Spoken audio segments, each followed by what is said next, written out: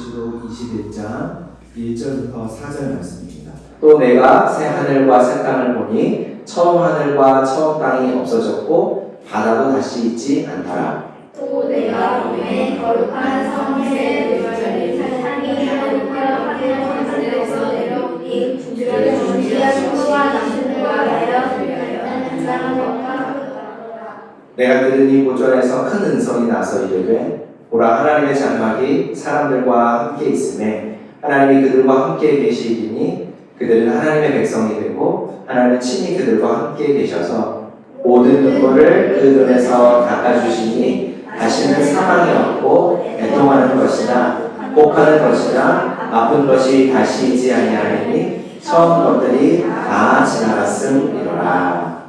아멘. 아까도 인사하긴 했지만 참 반갑습니다, 여러분. 여러분과 바라는 교회 이름으로 모여서 예배할 수 있어서 참 기쁘고 감격스러운 것 같아요. 정말 꿈만 같은 하루네요.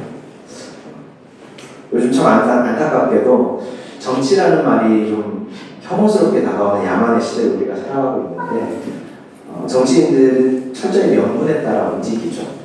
그런가 하면 기업인들은 철저히 돈에 따라서 움직이고요. 현인들이나 지식인들은 작은 것 하나라도 깨달을 수 있는 것이 무엇이 있을까? 깨닫는 즐거움을 따라서 움직이기를 합니다. 정치인이나 경제인들을 폄하하는 의도가 아니라 누구나 다 중요하다고 여기는 그 가치관에 따라서 선택을 하면서 살아가죠. 아직 이런 말을 하는 것이 좀 이른 감이 없잖아 있지만, 왜냐하면 제 마음속에 한 구석 이렇게 차지하고 있는 지금부터 꾸준하게 좀 제 마음 한 구석을 저리게 하는 분들이 좀 있는데, 이 자리에 계신 분도 있고 또 그렇지 못한 분도 있습니다.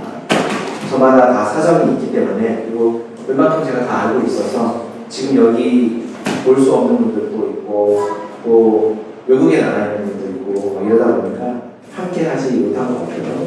하지만 조금 좀 이렇게 이른 감이 없잖아 있지만, 많은 고민 끝에 이 말씀을 함께 나누려고 하는 이유는 우리가 함께 꿈꾸고 나누는 모임의 첫걸음이 바로 이 시간이기 때문에 오늘 이 말씀을 좀 준비해서 여러분과 나누려고 합니다. 충분한 구색을 갖추지 못했다고 하더라도 사람이 하는 일에는 언제나 좀 실수도 있고 부족함이 있으니까 우리가 다 좀 이해하고 차차 우리가 같이 만들어갈 수 있었으면 좋겠어요. 자, 우리가 오늘 읽은 요한계시록은 예수님의 제자 요한이라는 사람이 쓴 편지입니다. 1세기를 살던 요한이 소아시아 지역의 7개 교회의 성도들과 떨어져서 반모라고 하는 이름하는 섬에 지금 유배를 가 있어요. 거기서 그 성도들을 그리워하는 마음으로 쓴 편지가 바로 우리가 읽은 요한계시록이라고 하는 책이에요. 코로나를 우리가 몇 년 전에 겪으면서 알게 된 좀 생경한 경험 한 가지가 있는데, 가족과 오랜 시간을 같이 보내니까 또 가족의 사랑이 돈독해지는 게 아니라 자꾸 싸우게 된다는 거예요. 서로 소리 지르게 되고 서로 이렇게 미워하게 되고, 분명히 세상에서 가장 사랑하는 사람들과 시간을 좀 더 많이 보낼 수 있는 좋은 환경이 원하지 않았지만 주어졌는데 희한하게 오히려 떨어져 있으면 더 애틋해지는 아이러니한 상황을 우리가 경험했었어요. 글쎄, 요한도 아마 자주 얼굴을 보면서 일상적인 신앙의 삶을 살아가던 사람들과 때로는 다투기도 하고 또 불편한 시간을 보낸 적도 분명히 있었겠지만, 이 요한에 대한 전해져 오는 전설을 들어보면 그는 참 사랑이 많은 사람이었대요. 그렇게 사랑이 참 많은 사람이었으니까 아마 우리가 생각하는 것만큼 아니었으리라 예상을 하면서, 요한은 로마 나라 황제, 도미티안 황제 때 극심한 박해를 받고 있던 이 소아시아 지역의 성도들을 생각하면서 애절한 마음을 가지고 있었던 것 같아요. 그런 상황 속에서 성령 하나님이 요한에게 지혜를 주셔서 이 계시록 말씀을 쓰게 하셨으니까 당연히 이 말씀은 소아시아 지역 성도들에게 희망과 격려의 말씀일 것이다 라고 우리가 어렵지 않게 예상할 수가 있겠죠. 요한은 소아시아 지역의 성도들이 현재 겪고 있는 극심한 박해 중에도 희망을 잃지 말고 끝까지 견디고 이겨야 할 충분한 이유가 있는데, 그 이유는 바로 예수님께서 반드시 다시 돌아오시리라고 하는 약속을 주셨기 때문이라고 해요. 이 약속을 믿음으로 잘 견디고 이긴 성도들에게는 하나님의 나라가 기다리고 있다라고 말하죠. 참 재미있는 사실은 기독교에 대한 일반적인 인식이 천국에 가는 종교라고 하는 것에 반해서 성경은 죽어서 가는 천국에 대해서 생각보다 그렇게 많은 설명을 하고 있지 않습니다. 자세하게 다 설명할 수는 없겠지만 죽어서 가는 하나님의 나라만큼이나 혹은 어쩌면 그보다 더 우리가 여기서 살아가면서 경험하게 될 하나님의 나라가 중요하기 때문일 거예요. 자, 그런데 요한계시록에는 이례적으로 천국에 대한 설명이 좀 쓰여 있어요. 오늘 우리가 1절을 읽어보니까 요한이 새 하늘과 새 땅을 보았다 이렇게 얘기하죠. 내가 새 하늘과 새 땅을 보니. 요즘 신천지라는 사이비 이단 집단 때문에 이 신천 신지 새 하늘과 새 땅이라는 말이 애꿎게 천대를 받고 있는데 사실 천국을 일컫는 아주 좋은 표현이에요. 새 하늘과 새 땅. 우리가 훗날 삶을 다 마치고 나면 지금 우리가 보고 있고 살아가고 있는 이 세상과는 전혀 다른 세상에서 살게 될 것인데 그 전혀 다른 세상은 처음 하늘과 처음 땅이 없어지고 새로운 하늘과 새로운 땅이 될 것이다 라고 해요. 아마 이 편지를 쓰고 있는 요한과 편지를 돌려 읽게 될 소아시아 지역의 여러 성도들이 물리적으로 겪고 있는 이 박해와 고난이 서려 있는 지금 보고 있는 하늘, 지금 밟고 있는 딛고 서 있는 땅과는 다른, 지금과는 전혀 다른 삶을 상징하는 그런 새로운 하늘과 새로운 땅에서 어쩌면 박해가 없이 하나님과 영원히 행복한 삶을 우리 모두가 살아갈 그 날을 소망하면서 만든 표현인 거라 생각합니다. 이런 하나님의 나라가 그들이 살아가며 겪던 박해와 고난의 상과는 다른, 완전히 다른 첫 번째 조건은 다시는 바다가 없더라라는 거예요. 자, 여러분, 바다 하면 어떤 심상이 떠오릅니까? 물고기, 파도, 해변, 그렇죠?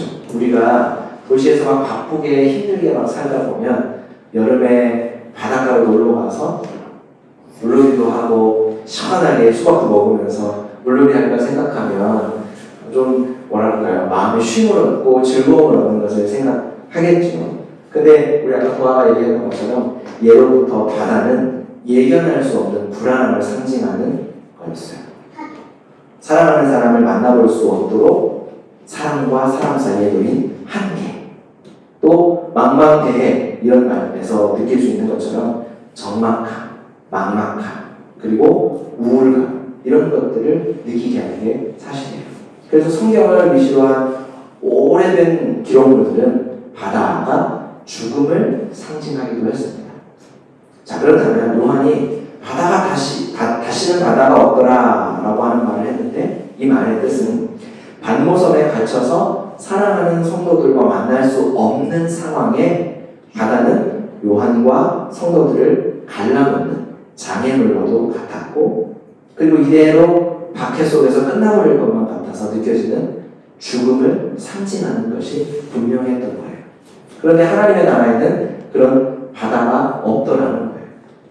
사랑하는 이들과 만나지 못하는 안타까운 상황이 더 이상 벌어지지 않는다는 거죠.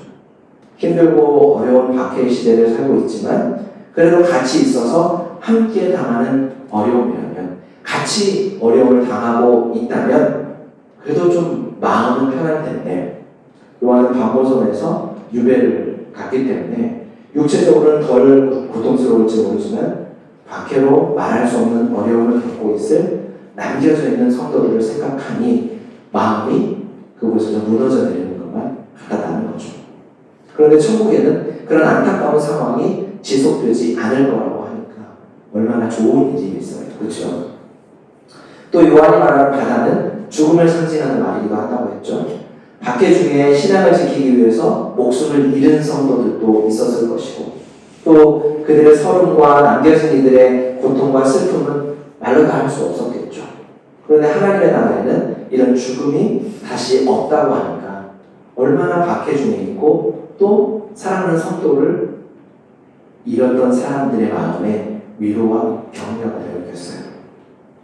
이 말이 허황된 거짓말이 아니라 혹은 요즘 우리가 하는 말로 정신승리나 또 희망 고문이 아니라 정말로 그런 하나님의 나라가 우리를 기다리고 있다면 얼마나 큰 위로가 되겠습니까? 그리고 살아갈 때 얼마나 큰 용기가 되겠어요. 더욱이 오늘 읽은 3절 후반부터 4절까지의 말씀을 보면 하나님이 그들과 함께 계셔서 그들은 하나님의 백성이 되어 하나님이 그들의 모든 눈물을 그 눈에서 다 닦아주실 것이다. 이렇게 말씀하죠. 우리가 어린 시절에 겪어보았지만 우리 어린 친구들 우리 어린 친구들 꼭 집에 혼자 있다가 엄마 아빠가 오시면 돼요. 막 달려나가서 품에 안기겠죠? 그죠? 뭐 별일이 없었어도 엄마 아빠 하면서 이렇게 와서 안기겠죠? 그렇지? 근데 만약에 학교에서 좀 안 좋은 일이 있어가지고 집에 조금 일찍 왔다고 해봅시다. 그러면 어떻겠어요? 더더욱 엄마 아빠를 학수고대로해서 계속 기다리고 있다가 엄마 아빠 문 열리는 소리만 들어도 막 뛰쳐나와서 끌어안겠죠. 그러면 엄마 아빠는 또 어떻겠어요? 오늘 하루의 일상이 아무리 힘들었더라도 내 고단함을 덜어내는 일보다 내 아이의 눈물을 닦아주고 달래주는 일이 무엇보다 먼저 되는 일이겠죠. 우리처럼 불완전한 인간 엄마 아빠도 그렇게 될 텐데 하물며 하나님 아버지는 어떻겠어요? 모든 눈물을 그 눈에서 닦아주시고 다시는 죽음으로 인한 안타까움과 슬픔을 겪지 않을 것이고 억울함에 울부짖는 일도 없고 몸과 마음이 아파서 고통하는 일도 다시는 겪지 않을 거라고 얘기하죠. 지금 우리가 살아가는 처음 하늘과 처음 땅, 지금 우리가 가지고 있는 이 몸까지 하나님의 나라에 들어가기까지 가지고 누리고 있는 유한한 모든 것들이 다 지나가고 새로운 삶, 새로운 환경, 새로운 몸을 가지고 살아가게 될 것이다 라는 게 하나님의 변함없는 약속이죠. 자, 사랑하는 성도 여러분, 설교를 시작하면서 사람을 움직이는 가치관에 대해 잠깐 얘기를 했었어요. 예배 시간, 하나님이 어떤 분이신지를 기록한 이 성경 말씀을 통해서 제 개인적인 이야기를 나누는 것은 바람직하지 않을 뿐만 아니라 앞으로도 그런 일은 없을 거예요. 다만 저와 여러분, 예수님을 믿는 믿음을 가진 우리가 이렇게 바라는 교회로 함께 모여서 예배하게 된 그간의 우리의 소다가 마치 바다를 사이에 두고 서로 그리워하고 안타까워하는 마음을 가지고 있었던 요한과 소아시아 지역의 성도들과 같다고 여겨졌기 때문에 이 바라는 교회의 공식적인 첫 예배에서 어떤 말씀을 나눌까 되게 많이 고심을 하다가 이 말씀을 선택하고 전하게 되었습니다. 유배지에서 살아가는 성도들을 생각하는 안타까운 마음의 요한과 멀리서도 자신들을 생각하는 이 요한의 사랑하는 마음이 한 글자 한 글자에 담겨져 있는 그 편지를 읽고 있는 소아시아 지역의 성도들의 상황이 마치 저와 여러분의 상황과 같아 보였어요. 하지만 요한 앞에 넘실대는 바다와 같은 어려움이 분명히 저와 저희 가족에게도 있었어요. 여러분 어떻게 생각하실지 모르겠지만 아내와 새 아이를 준 이 가자 아닌 저에게 여러분과 함께 예배할 모임을 개척한다라고 하는 것은 정말 큰 결심이었어요. 하지만 예수님께서 베드로에게 베드로야, 네가 나를 정말 사랑한다면 나의 양을 돌보아라 이렇게 말씀하신 것을 생각하면서 마음의 부담감이 참 컸어요. 그렇지만 저도 한낱 부족한 사람일 뿐이고 또 저에게는 여러분뿐만 아니라 제 아이들과 아내도 돌봐야 하는 저는 가장이기도 하기 때문에 사실 애써 외면하고 있었어요. 그런 마음들. 나 말고도 또 분명히 있을 거다. 다른 사람을 할 수도 있을 거다. 근데 주변에서 벌어진 좀 특정한 한 사건 때문에 더 이상은 이렇게 마음을 외면할 수는 없겠다 라는 판단이 섰고 결단을 하게 됐습니다. 작년 12월까지 사역을 마친 정읍성광교회에서 저와 우리 가족에게 보여준 환대와 또 집을 얻는 일, 그리고 무엇보다 어떻게 보면 가장 막막했던 이 예배당을 구해서 예배를 드리는 일까지 중간중간에 어려움이 없었던 것은 아니지만 조금 낙심되고 좀 힘들 때마다 하나님께서는 그야말로 피할 길을 내주셔서 여기까지 인도해 주신 것 같아요. 오늘 우리가 읽은 본문 2절을 보면 하나님께서 우리를 위해 준비하신 하나님의 나라를 요한이 보면서 이렇게 표현하죠. 그 준비한 것이 신부가 남편을 위하여 단장한 것 같더라. 결혼을 해보신 분은 잘 알겠지만 아직 결혼을 하지 않은 분도 분명히 알 수 있는 것 하나는 한 여성이 자신의 인생을 통틀어서 가장 아름다운 순간을 꼽으라고 하면 아마 분명히 결혼식 순간을 뺄 수 없을 것이고 대부분은 결혼식 순간이 가장 돋보이는 순간이 아닐까 싶어요. 하나님께서 우리를 위해 준비하신 하나님의 나라가 그와 같다라고 요한이 증언하고 있는 거죠. 저에게는 적어도 작년 말부터 오늘까지 안정된 교회의 사역을 그만두고 개척하는 일, 은행에서 대출을 받아서 집을 얻는 과정, 제가 아내에게 바라는 점에 대해서 얘기했던 바와 정말 너무 비슷한 조건의 예배당을 구하게 된 것, 그리고 이곳에서 예배를 드리게 된 일까지 마치 결혼식 날 신부가 남편을 위해서 단장한 것처럼 하나님께서 가장 아름다운 순간, 가장 훌륭한 모습으로 준비해 두신 것과 같이 느껴지기 때문에 정말 하나님이 하셨구나 라는 마음이 아닌 다른 말로는 설명할 수가 없는 것 같아요. 벌써 이렇게 강력한 믿음의 증거들을 우리가 확인하면서 하나님을 바라고 이웃을 바라는 교회로의 신앙의 삶을 살아가고 있습니다. 자, 사랑하는 성도 여러분, 다 마쳤어요. 제가 여러분에게 큰 도움이 되지 못할 수도 있어요. 하지만 하나님께서 저에게 주신 은사와 능력, 또 저는 그동안의 여러 경험들을 통해서 우리 안에서 이루어 가시는 하나님의 나라와 하나님의 통치를 밝히 보여드리는 데 최선을 다하겠습니다. 그러니 여러분 저와 함께 부지런히 하나님의 은혜와 사랑을 배우시고 하나님의 나라를 살아가실 수 있기를 바라요. 우리가 믿음으로 한 걸음 한 걸음 내디딜 때마다 하나님께서는 신도가 남편을 위해 단장한 것과 같은 하나님의 나라를 한 커플씩 한 커플씩 벗겨가며 보여주실 것이고 그때마다 그로 인해 만족스러운 우리의 영혼에는 하나님을 향한 찬송과 감사가 가득가득 들어차게 될 겁니다. 우리를 가로막고 있던 바다, 죽음의 두려움과 한계로 인해 느끼던 답답함이 사라지는 의미의 삶을 살 수 있게 될 거예요. 그것이 성경이 우리에게 소개하고 하나님께서 직접 약속하신 바다를 말리시는 하나님의 모습입니다. 그 하나님이 우리의 하나님이 되시고 하나님이 우리와 함께 계시며 우리를 돌보아 주실 거예요. 기도하겠습니다. 사랑과 은혜가 풍성하신 하나님 우리 아버지, 영원한 나라에서 하나님과 다시 만나기까지 우리들의 삶에는 여전히 염려와 걱정과 두려움과 고난과 고통이 끊이지 않지만 그럼에도 우리를 돌보시는 하나님을 믿는 믿음을 주셔서 하나하나 이기며 살게 하시니 감사합니다. 신부가 남편을 위해 단장한 것과 같은 하나님의 나라를 믿음으로 기대하며 살아가는 우리가 되게 하시고 매일 우리에게 펼쳐 보여주시는 하나님의 나라를 힘차게 살아가며 주를 찬양하는 새로운 한 주가 되게 하여 주옵소서. 예수님의 이름으로 기도합니다. 아멘.